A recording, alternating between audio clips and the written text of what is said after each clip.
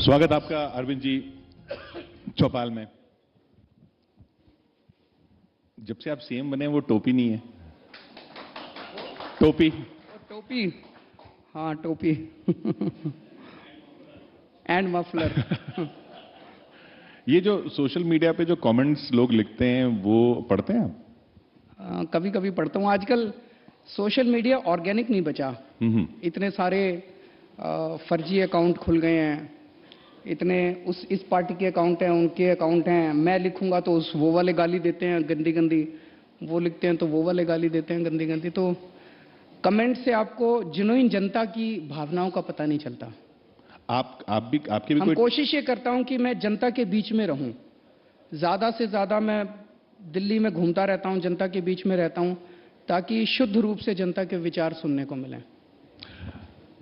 अभी जो माहौल चल रहा है दिल्ली में, दो तरह की तस्वीरें दिख रही हैं। एक तरफ मजनू का टीला, आदर्श नगर, जहां जश्न मन रहा है।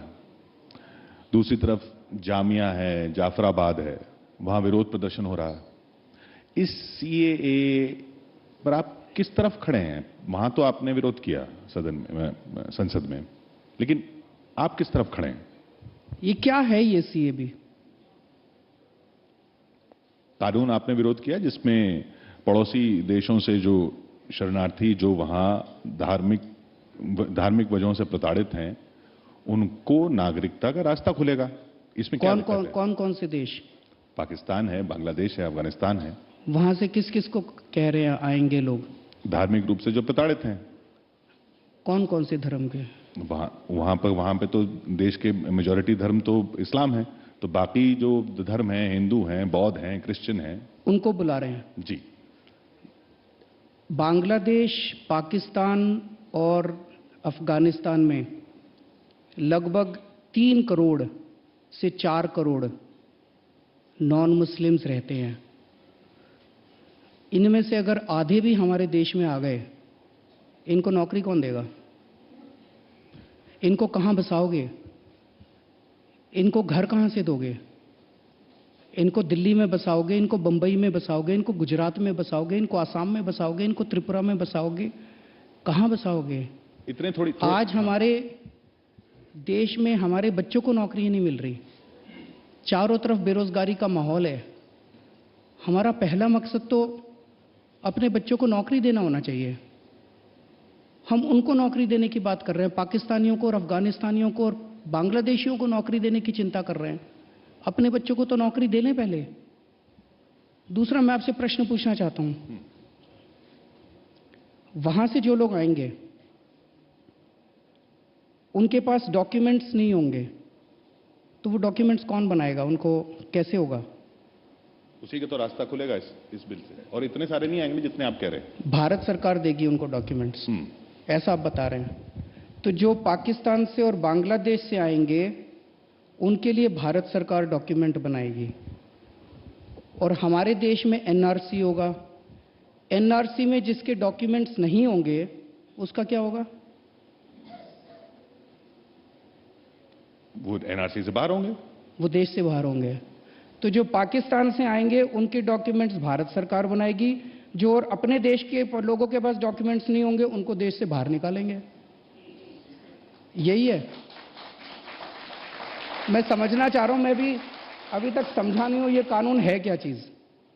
इसलिए आप जब विपक्ष गया, ये कानून क्यों लाया गया, इसकी क्या जरूरत थी, ये मैं भी समझने की कोशिश कर रहा हूं। ऐसे टाइम में जब पूरा देश आर्थिक मंदी के दौर से गुजर रहा है, जब पूरे देश के अंदर हाहाकार मची हुई है। आज प्याज मार्केट में 200 रुपए किलो बिक रहा है, आलू के दाम बढ़ने चालू हो गए, महंगाई की वजह से बुरा हाल है, पूरी इकोनॉमी का भट्ठा बैठा हुआ है, सारी फैक्ट्रियां बंद हो रही हैं। एक यही मुद्दा बचा था क्या? इसकी क्या जरूरत क्या थी? इसकी पूरे देश में आग लगाने की क्या जरूरत थी? हमारे बच्चों के ऊपर डंडे बरसाए जा रहे हैं, हॉस्टल्स के अंदर घुस घुस के लड़कियों को मारा जा रहा है। सारे देश के अंदर 33 यूनिवर्सिटीज के अंदर बच्चे जो है सड़कों के ऊपर हैं। बच्चों का यही काम रह गया था? बच्चों को पढ़ाई कराओ यार, बच्चे देश का भविष्य हैं।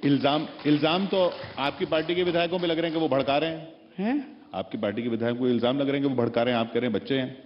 देखिए, इल्ज़ाम वो सब लगते रहते हैं। वो मेरा अपना दिल्ली के मुख्यमंत्री होने के नाते जो भी आज दिल्ली की स्थिति बनी हुई है और देश का नागरिक होने के नाते जो देश के अंदर स्थिति बनी हुई है, उसको लेके मैं बहुत ज़्यादा चिंतित हूँ। और इस कानून की मैं कोई भी लॉजिक नहीं समझ पा रहा कि ये किसको फ़ायदा पहुंचाने के लिए कानून किया जा रहा है। अभी तक तो यही निकल के आ रहा है कि पाकिस्तानियों और बांग्लादेशियों को फ़ायदा पहुंचाने के लिए कानून बनाया गया। और मुझे पूरे देश के अंदर ये कह रहे डॉक्यूमेंट्स, कल मैंने एक स्टेटमेंट सुना था अमित शाह जी का, एक चैनल पे बोल रहे थे, जिसके पास डॉक्यूमेंट्स नहीं होंगे वो चाहे हिंदू हो चाहे मुस्लिम हो, उसको देश से निकाल दिया जाएगा। किशोर जी, आपके पास हैं डॉक्यूमेंट्स? आप दिल्ली कब आए थे? मैं तो दिल्ली में पैदा हुआ।